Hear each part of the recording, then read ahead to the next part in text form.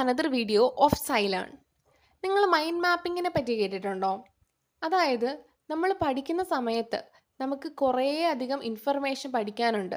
അതൊരു ക്രമീകരിച്ച് പഠിക്കാനുള്ള ഒരു ബുദ്ധിമുട്ട് അനുഭവപ്പെടാറുണ്ടോ? അങ്ങനെയുള്ള സമയത്ത് നമുക്ക് യൂസ് ചെയ്യാൻ പറ്റുന്ന ഒരു ടെക്നിക്കാണ് മൈൻഡ് മാപ്പിംഗ് എന്ന് പറയുന്നത്. അത് നമ്മളെ ആ ഇൻഫർമേഷൻ കറക്റ്റായിട്ട് ക്രമീകരിച്ച് പഠിക്കാനും നമ്മുടെ ഓർമ്മശക്തി വർദ്ധിപ്പിക്കുവാനും അല്ലെങ്കിൽ മെച്ചപ്പെടുത്താനും ഈ ഒരു മൈൻഡ് മാപ്പിങ്ങിലൂടെ നമുക്ക് സഹായിക്കും. നമ്മൾ പഠിക്കുമ്പോൾ നമുക്ക് വളരെ ഹെൽപ്ഫുൾ ആയിട്ടുള്ള ഒരു ടെക്നിക്കാണ് മൈൻഡ് മാപ്പിംഗ് എന്ന് പറയുന്നത്.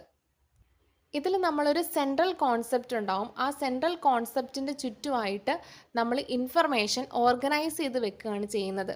അതുപോലെ ഓരോ ടോപ്പിക്കിൽ നിന്നുള്ള കണക്ഷൻ നമ്മൾ ഓരോ ബ്രാഞ്ചസിലൂടെ വരച്ചാണ് നമ്മൾ കൊണ്ടുപോകുന്നത്. അതുകൊണ്ട് ഇതൊരു വിഷ്വൽ റെപ്രസെൻറ്റേഷനാണ്. നമ്മൾ പറഞ്ഞതുപോലെ മൈൻഡ് മാപ്പിംഗ് എന്ന് പറയുന്നതിൽ ഒരു സെൻട്രൽ ടോപ്പിക് ഉണ്ടാവും. ഈ സെൻട്രൽ ടോപ്പിക്ക് നമ്മൾ സബ് ടോപ്പിക്സ് ആയിട്ട് ബ്രാഞ്ച്ഡ് ആയിരിക്കും. ഈ സബ് ടോപ്പിക്സിൽ നിന്നും അതിനകത്ത് ഡിവിഷൻ വരുവാണെങ്കിൽ അതിലേക്കും നമ്മൾ ഓരോ ബ്രാഞ്ചസ് കൊടുക്കും. ഇപ്പോൾ ഒരു ഉദാഹരണത്തിന് പറയുകയാണെങ്കിൽ ഹ്യൂമൻ ബോഡി ആണ് നമ്മുടെ ടോപ്പിക്, സെൻട്രൽ ടോപ്പിക് എന്ന് പറയുന്നത്. അപ്പോൾ ഹ്യൂമൻ ബോഡി നമ്മൾ സെൻറ്ററായിട്ട് എഴുതിയിട്ട് അതിൻ്റെ ബ്രാഞ്ചസ് ആയിട്ട് നമ്മൾ റെസ്പിറേറ്ററി സിസ്റ്റം, സർക്കുലർ സിസ്റ്റം അങ്ങനെ നമ്മൾ എഴുതുകയാണ് ചെയ്യുന്നത്. അതിൻ്റെ കൂടെ അതിൻ്റെ ഫങ്ഷൻസും നമ്മൾ ആ ബ്രാഞ്ചസിനോട് ചേർത്ത് എഴുതുകയാണ് ചെയ്യുന്നത്. ഇത് നിങ്ങളെ ആ ടോപ്പിക്കിനെ കുറിച്ച് കുറച്ചും കൂടെ ക്ലാരിറ്റിയോടെ പഠിക്കാൻ നിങ്ങളെ സഹായിക്കും. So I hope this topic is clear. Thank U.